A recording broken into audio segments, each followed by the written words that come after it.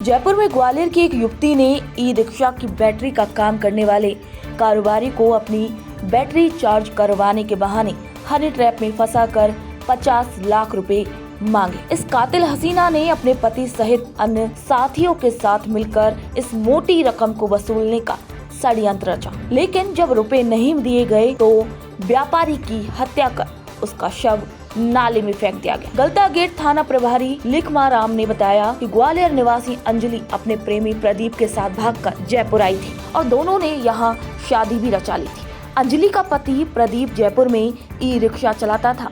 ऐसे में e rickshaw की बैटरी का व्यापार करने वाले दिलीप सामरिया के पास इन लोगों का आना जाना था। इस दौरान प्रदीप की पत्नी अंजलि की भी व्यापारी दिलीप से जान पहचान हो गई। अंजलि ने जरूरत बताकर व्यापारी से कुछ रुपए उधार भी लिए और इसी के बाद उसने व्यापारी को अपने प्रेम जाल में फंसाना शुरू किया। उसने दिलीप के साथ शारीरिक संबंध स्थापित किए और फिर उसे ब्लैकमेल करना शुरू किया, लेकिन बाद में उसे लगा कि ये बड़ा व्यापारी है और ये लाखों रुपए भी दे सकता है, तो उसने अपने पति प्रदीप और अन्य साथियों के साथ मिलकर दिलीप का किडनैप करने का प्लान रचा। जयपुर की गलता गेट इलाके में किराए पर रहने वाली अंजलि सोनी ने दिल्ली में अपने साथियों के साथ प्लानिंग करते हुए 20 मई को कॉल करके दिलीप सामरिया को दिल्ली बुलाया। दिलीप जब दिल्ली पहुंचा तो अंजलि और उसके पति सहित 4 अन्य बदमाशों ने उसे बंधक बनाकर 50 लाख रुपए की फिरौती मांगी। 21 मई को ही आरोपियों ने दिलीप की हत्या करके उसके शव को गंदे नाले में फेंक दिया।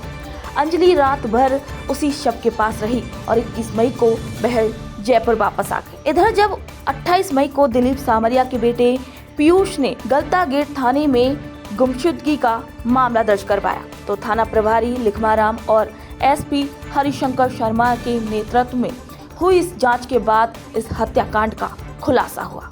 ये सभी आरोपी हत्या के बाद 4 धाम की यात्रा पर भी चले गए थे, लेकिन पुलिस ने अपनी कड़ी मशक्कत करते हुए अंजलि, उसके पति प्रदीप के साथ संतोष कुमार और विजय को यात्रा के दौरान ही गिरफ्तार कर लिया। शेष अन्य 2 आरोपियों की अभी तलाश की जा रही है। देखिए, ये जो दिलीप सावरिया मृतक हैं, ये अपने घर से फरीदाबाद का कहकर निकले थे 20 तारीख की रात को, और 28 तारीख को इनके परिजन आके एक रिपोर्ट देते हैं कि ये फरीदाबाद का कहकर निकले थे और वापस ना आए, ना इनसे कोई संपर्क इनका हो पा रहा है, जिस पर ये रिपोर्ट दर्ज की गई। फिर जब इसकी तहकीकात की गई तो इसमें ये सामने आया कि मृतक के किसी महिला, अंजलि नामक महिला से अवैध संबंध थे और उसके द्वारा ही इनको, क्योंकि हमने इनकी सीडीआर निकाली और इसमें काफ़ी बात होती थी, तो हमारा पहला शक उस महिला के ऊपर गया। और जब हमने पता किया तो ये पता चला कि हो सकता है महिला भी दिल्ली गई हो। और फिर हमने कड़ी से कड़ी जोड़कर हमारी टीम दिल्ली पहुंची और दिल्ली में जाकर ये भी पता चल गया कि अब दिलीप सावरिया की हत्या कर दी गई है महिला और उसके दोस्तों द्वारा। तो हमने वो उनकी सीडीआर से और सारी चीज़ों से उनकी लोकेशन निकाली और जिस गाड़ी का इसमें अपराध करते समय जिस गाड़ी का प्रयोग किया गया था उसे भी हमने जब्त कर लिया है। और इस गाड़ी से इन्होंने मृतक को भी अपने एक फ्लैट ले गए दिल्ली में। वहाँ 4 व्यक्तियों ने मिलकर, जो महिला के दोस्त थे, उन 4 व्यक्तियों ने मिलकर इनको बंधक बना लिया और फिर महिला 21 तारीख को वापस जयपुर आ गई। 2 दिन बाद ये फिर जयपुर आते हैं ये लोग और यहाँ पे मृतक का मोबाइल फ़ोन स्विच ऑन करते हैं जगह जगह, ताकि परिवार वालों को ये भ्रमित कर सकें कि वो जिंदा है और शायद खाली संपर्क में नहीं है लेकिन जीवित है।